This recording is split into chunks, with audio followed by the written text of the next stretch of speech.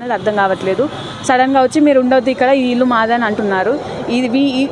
ఇప్పుడు ఇల్లు కొన్న ఆయనే 2 నెలల కింద వచ్చి మా ఇష్యూ సాల్వ్ చేయడానికి వచ్చారండి. ఇప్పుడు మేమే ఇల్లు ఓనర్స్ అని అంటున్నారు. వీళ్ళందరూ కలిసి ఏం చేస్తున్నారో అర్థం కావట్లేదండి.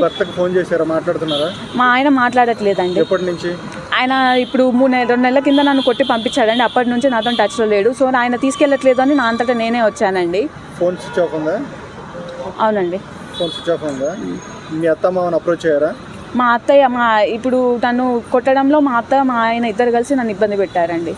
వాళ్ళకి మీరు ఫోన్ చేయడం కానీ వాళ్ళు సంప్రదించడం జరగలేదు పెద్ద మనుషుల ద్వారా? లేదండి, పెద్ద మనుషులే వచ్చి మాట్లాడారు. వీళ్ళు ఇక ఇష్యూ చేసిన తర్వాతకి నేను ఇక్కడికి వచ్చానండి. ఇంకా తీసుకెళ్ళట్లేదు అనేసి నేను అంతటా నేను వచ్చేసానండి. ఇప్పుడు ఇల్లు అమ్మేసిన విషయం మీ అత్తమ్మ వాళ్ళకి తెలుసా? తెలుసండి, మా అత్తయ్యకి తెలుసు. మా మామయ్య లేరు, అత్తయ్య. తెలిసే జరిగింది. ఆవిడకి తెలిసే జరిగింది. ఇప్పుడు ఫైనల్గా మీకు ఏం కావాలి? నాకు న్యాయం కావాలండి. మా పేరెంట్స్, మా నాన్న 5 ఎకరాల భూమి అమ్మి కట్నం ఇస్తే ఆ ఇల్లు కొన్నామండి. ఇప్పుడు నా ఇల్లు లేదు, నేను ఎక్కడ ఉండాలి? మొత్తం అంత కట్నం అంతా కలిపి 47 లక్షలు ఇచ్చారండి.